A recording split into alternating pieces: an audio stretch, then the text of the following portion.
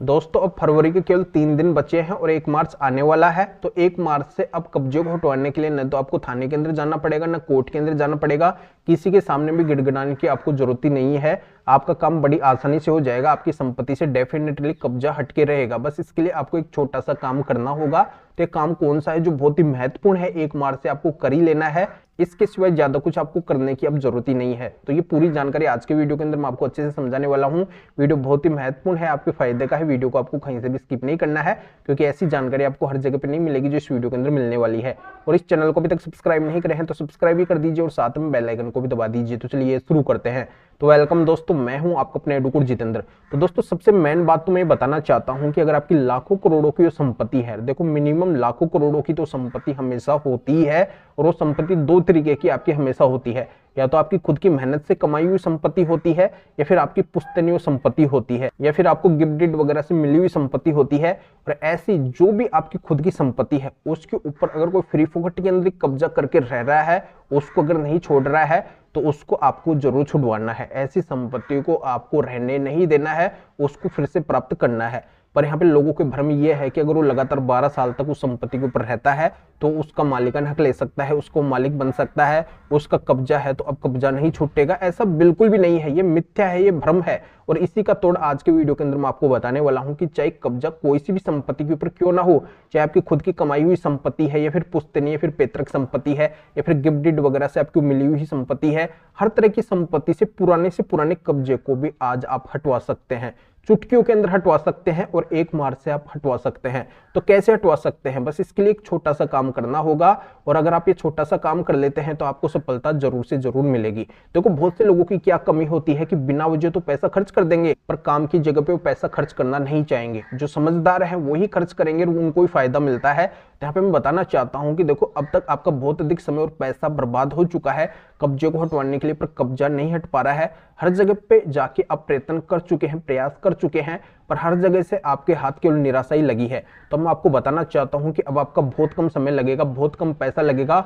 चुटकियों के समय के अंदर, चुटकियों के पैसे के अंदर आपका काम होने वाला है। जब आपकी लाखों करोड़ों की संपत्ति है और उसके अंदर अगर आप अपना थोड़ा समय और पैसा खर्च कर देंगे तो ये आपके लिए कोई बड़ी बात नहीं होगी। सफलता लेने के लिए थोड़ा सा समय और पैसा दे देंगे तो ये आपके लिए सफलता होगी, इससे आपको सफलता मिलने वाली है।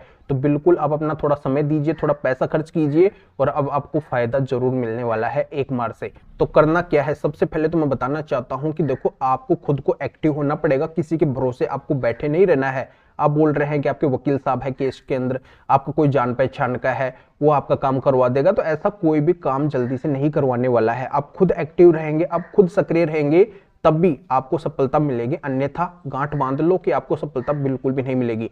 दोस्तों यही बात मैं आपको समझाने वाला हूं कि पहले तो आप खुद एक्टिव हो जाइए, यानी कि ये टारगेट बना लो कि अब तक चाहे मैं डीएक्टिवेट था, पर मुझे अब 1 मार्च से एक्टिव होना है, मुझे ये काम करना है तो करना ही है। तो काम क्या है, काम बिल्कुल आसान है, इसके सिवाय और कोई काम आपको करना ही नहीं है। आपको पुलिस और कोर्ट के चक्कर अब आपको लगाने ही नहीं है। बस एक बार अगर आप ये काम कर लेंगे तो बिल्कुल आपको सफलता मिल ही जाएगी। तो ये जानकारी आपको हर कोई नहीं बताएगा। जिन्होंने भी ये काम किया है उनकी संपत्ति से जरूर कब्जा हटा है, उनकी संपत्ति से कब्जा मुक्त हो चुका है। तो आप भी अगर कब्जे को हटवाना चाहते हैं, अपनी संपत्ति से अगर कब्जे को मुक्त करवाना चाहते हैं, तो आप भी बस ये काम जरूर कर लीजिए। तो काम ये है कि आपका कब्जे से संबंधित जो भी विवाद कहीं पे भी चल रहा है, पुलिस थाने या फिर कोर्ट के अंदर चल रहा है, जिनकी संपत्ति है उनके द्वारा अगर कोई मामला डाला गया है, कोई केस डाला गया है कब्जे को हटवाने का, या फिर जो कब्जाधारी है उसके द्वारा कोई मामला डाला गया है, कोई केस डाला गया है, हर तरह के मामले के अंदर आपको जाके और माननीय सुप्रीम कोर्ट के इन 7 फैसलों को लगाना है, 7 जजमेंट्स को लगाना है। तो इन 7 जजमेंट, 7 फैसलों के अंदर माननीय सुप्रीम कोर्ट ने साफ साफ ये बोला है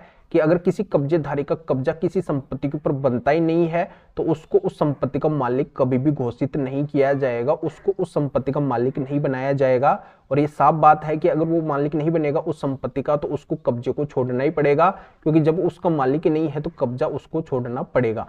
तो आप भी अगर अपनी संपत्ति का कब्जेधारी को मालिक बनने से रोकना चाहते हैं, उससे अगर अपनी संपत्ति को कब्जे से मुक्त करवाना चाहते हैं, तो ऐसे में माननीय सुप्रीम कोर्ट के इन 7 जजमेंट को जाके अपने कब्जे से संबंधित विवाद के अंदर, कब्जे से संबंधित केस के अंदर जरूर से जरूर लगा देना।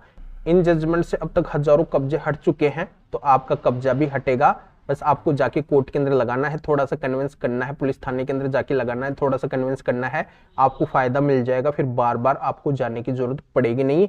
आपका फायदा बस इन्हीं से हो जाएगा। तो माननीय सुप्रीम कोर्ट के इन 7 फैसलों को, इन 7 जजमेंट की पीडीएफ कॉपी को अगर आप मेरे से लेना चाहते हैं तो इस वीडियो को डिस्क्रिप्शन के अंदर जाइए, या फिर जो स्क्रीन के ऊपर व्हाट्सएप नंबर सो रहे हैं तो इस व्हाट्सएप नंबर के ऊपर भी आप व्हाट्सएप पे मैसेज कर सकते हैं।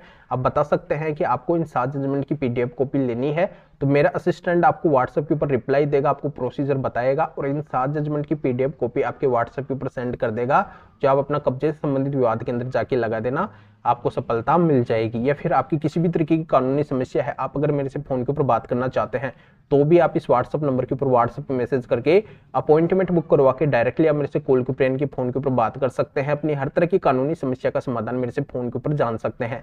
तो अभी आप इस वीडियो को लाइक भी करें और शेयर भी करें, जो और लोगों तक भी ये जानकारी पहुंच सके। तो वीडियो देखने के लिए आप सभी का बहुत बहुत धन्यवाद।